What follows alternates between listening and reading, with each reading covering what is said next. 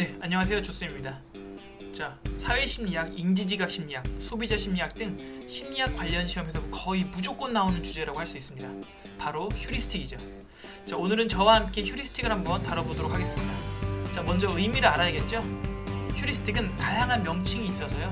이것부터 잘 알고 넘어가야 합니다. 발견법, 간편법, 어림법, 수단법 등 다양한 명칭이 있죠.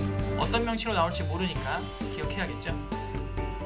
휴리스틱은 우리가 요즘 자주 듣는 알고리즘과 비교됩니다. 알고리즘과 휴리스틱 모두 우리가 어떤 판단을 내릴 때 사용하는 추론법인데요. 알고리즘 먼저 볼까요?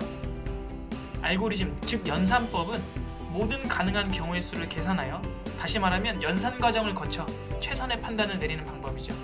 자, 우리가 유튜브 알고리즘이란 말을 하잖아요.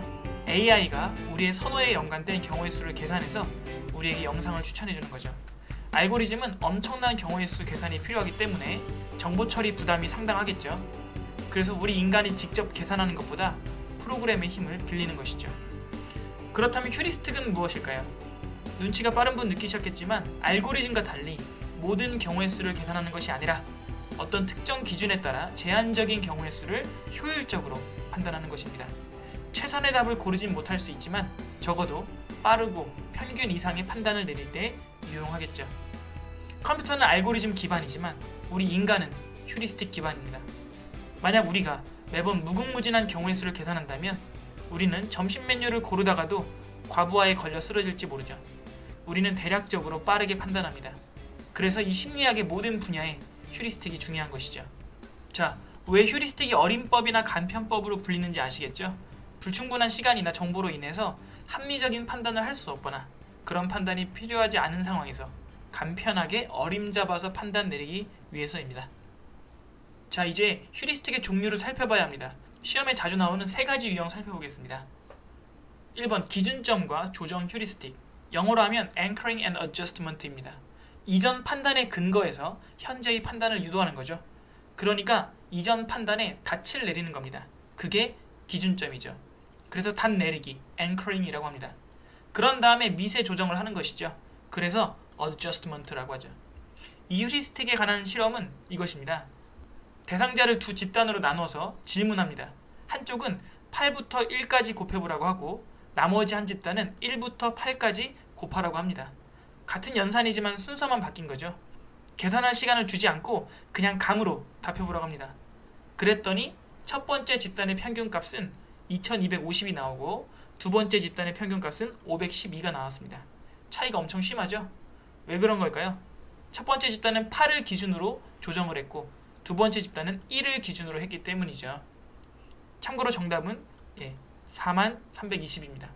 우리는 물건을 살 때 이 기준점과 조정 휴리스틱을 많이 사용합니다. 지난번에 샀던 상품이 10만원이었는데 이번에 그 상품이 15만원이면 비싸다고 생각하고 5만원이면 싸다고 판단하죠. 잘 생각해보시면 우리가 내리는 상당수의 판단이 바로 이 휴리스틱을 사용하고 있습니다.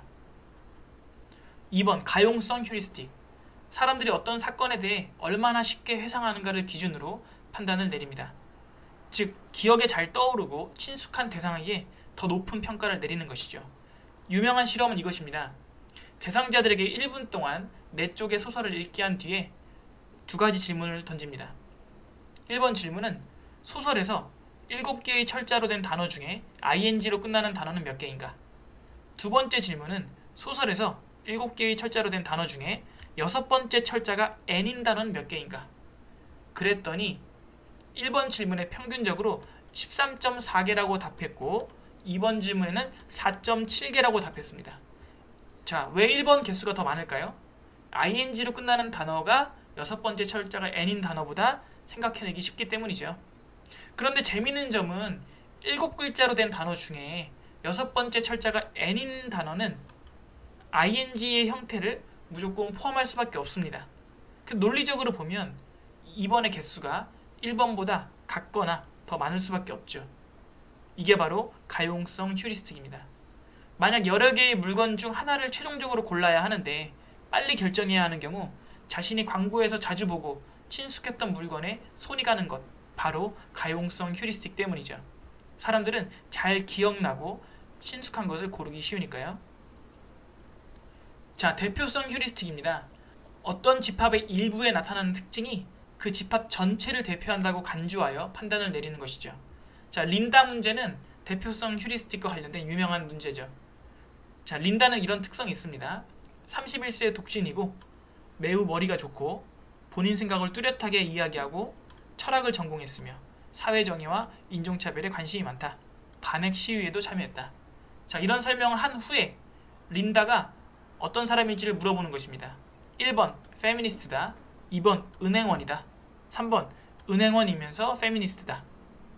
자, 예측하라고 했더니 실험 결과 약 85%의 응답자가 1번, 3번, 2번 순서로 예측을 했습니다.